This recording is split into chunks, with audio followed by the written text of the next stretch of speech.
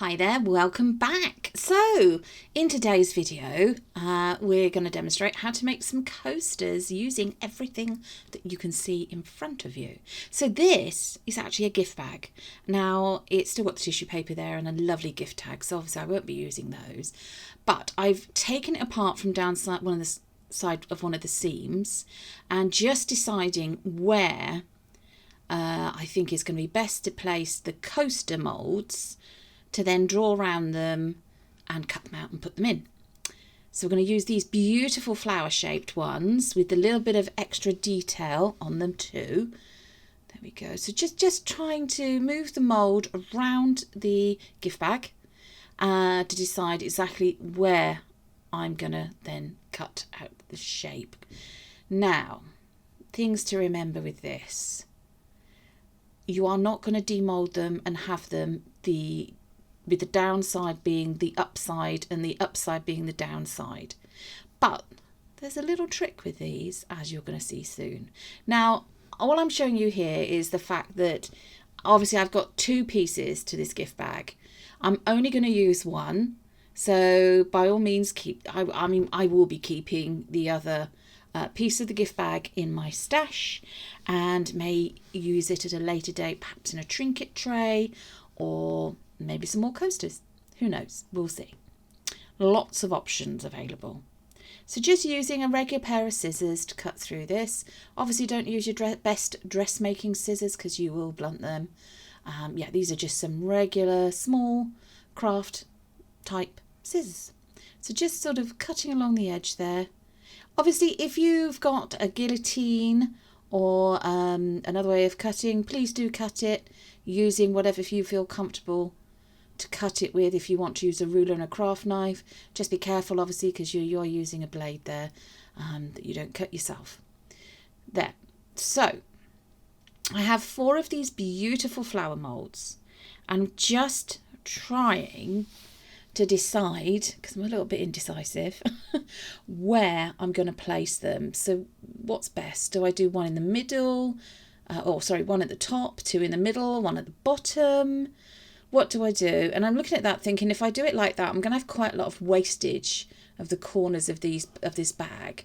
So I don't want to do that really, but I've got to be careful because up near the top near those orangey red flowers, there are 2 little holes where the ribbon went through for the handles to the gift bag. So you just make sure that you don't go over those when you draw around your moulds and cut them out. Of course, you could make this a lot easier, and I could have made it a hell of a lot easier for myself and just used round coaster moulds or square ones.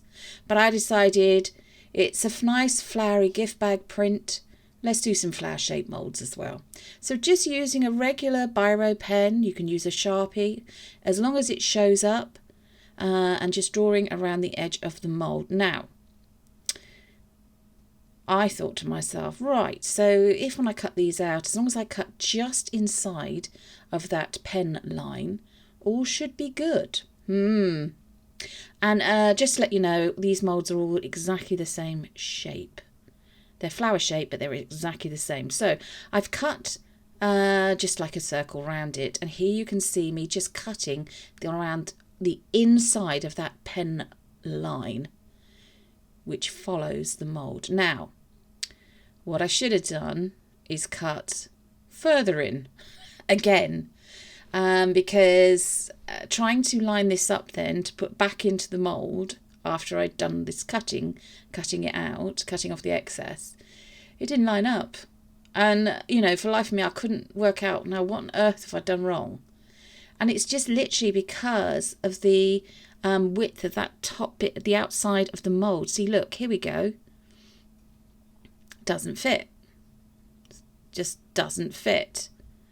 Or fits in a couple of bits and not the other. So I then decided to put the mould on top of the piece of card from the gift bag and then just draw down the bits that need to have extra trimming done. And then what I've done is gone with a pair of scissors and just trimmed it up a bit further.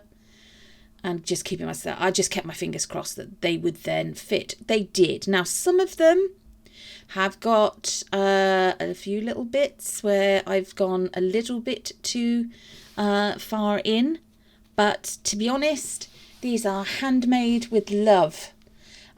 So each one of them are slightly individual, and I don't think it detracts from how lovely they will look when in their finished piece. Now, not going to just pour resin over these. What I'm also going to do, and what I'm doing here, is I'm marking the bottom of the mould with the bottom of the cutout piece of gift bag, just so that, you know, I know which one goes in which mould. Because it'd just be my luck to find that, yeah, nope. Whilst I'm waiting for the next thing, you know, I won't be able to then tie them up and marry them up again. Now, what I've decided to do, because they've got this beautiful bit of extra detail, and this has been sped up slightly because, you know, I spent quite a long while applying this lovely Deco Colour pen. These pens, my favourite pens. I love the silver chrome and I love this gold. So I'm just going over those outlines. It's beautiful. Absolutely beautiful. Do go back and do a little bit of a clean up because I have been a little bit heavy handed in places. I'm just making sure that each one of those little, I don't know what we're going to call them, those lines, they are raised slightly. So when you demold this, those will be indented. Indented, is that such a word? On there. So just doing in like the little seed parts or the middle part of the flower detail there. And then did that again, repeated that process with the rest of the moulds. So as you can see, I've gone over there slightly, and all I'm doing is using a little wet wipe or with a tiny bit of isopropyl alcohol. You can also go in and use a cotton bud with some isopropyl alcohol and just go in and then carefully remove it. Yeah, at this point, this had all of these, the chrome marker pen had almost dried as well. So just went round, checked the others, did any little clean up bits that needed to be done, and then it was time for the next step. So it wouldn't be a video that I'm doing unless there was a bit of glitter. So this is beautiful Hemway Gold glitter. Obviously, if you want to wear gloves, wear gloves. I did have a little bit of a glitter accident, as you can probably see on the left-hand side, but never mind. It's gorgeous glitter. It's a mix of, it's more confetti style, so different shapes of glitter, you know. So just sprinkle it into each of the moulds. I got a bit fed up and impatient there, and then dusting it around with just a regular paintbrush. So there we are. It sticks to the mould, sticks to the silicone. Obviously any excess that you've got, tap it out, put it back in the container, or keep it in a little pot for something else.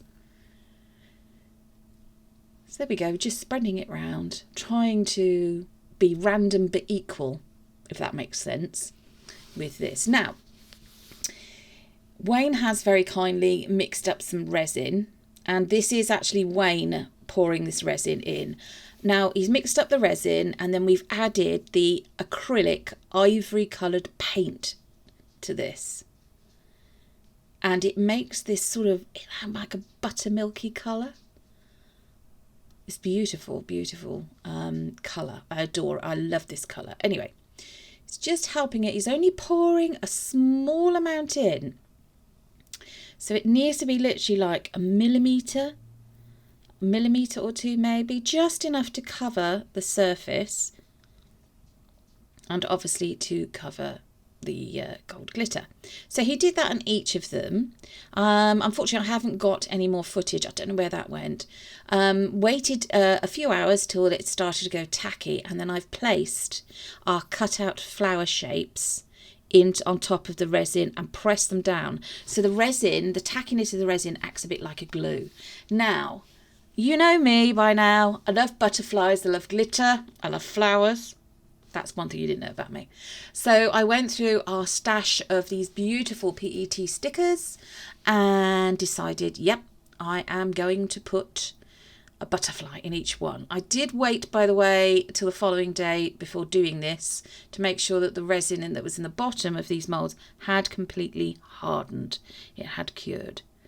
So all I'm doing here is I've peeled the backing off of these lovely butterfly stickers. Obviously you don't have to follow all these steps if you don't want to. The coasters will look beautiful just with the flowers and the lovely coloured resin. But I thought, no, I'm going to stick these, this is my favourite, I think, this one. I'm going to stick these butterflies down just to give it that extra little something. Obviously, when working with resin, please wear a mask, please wear gloves, and please work in a well-ventilated room. You really, really do need to protect yourself. But that's a little bit of a run through there.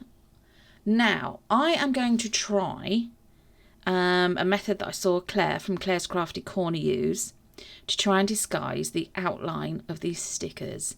And you put a little pea-sized amount of UV resin on, and this is me with my gloves.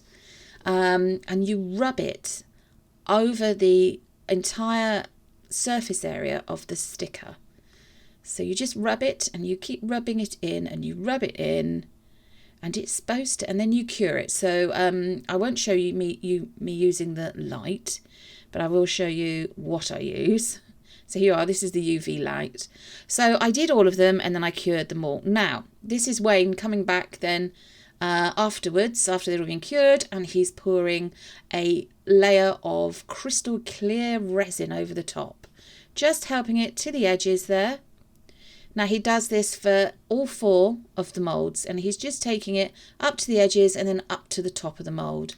And then those are left then to cure for a good 12 to 18 hours or even 24 hours. Just making sure they're in the microbrush, getting rid of any little bubbles. And we did cover these as well with a food cake or a food cover overnight to make sure that no little bits and no little hairs and things got into them. There we go. That's the second one. You can, of course, help the resin to the outsides by doing it the way Wayne's doing it here, or you could use a heat tool just very gently. Obviously, don't leave the heat tool in one place, in one area. Sort of, I think the word waft it around over the top, you know, at a sensible distance from the resin, so you can just get it to, move out to the edges. So this is me then, demold time. Very, very excited about this. It's been a long, long time since I've had this much involvement in a project. Now, it's come away from the mould lovely. The edges, you can see the different layers, and look at that. Now, I know that might not be to everybody's taste, but you know, you can have your flowers and butterflies on one side, and you can have your beautiful coloured, creamy coloured resin, buttermilk resin on the other side with the glitter.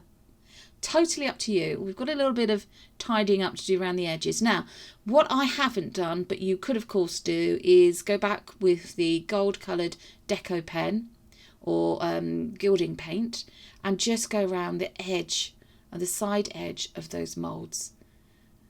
It's up to you if you want to do that or not. I haven't actually done that. I think you've seen us do that in previous videos, but yeah, look at that.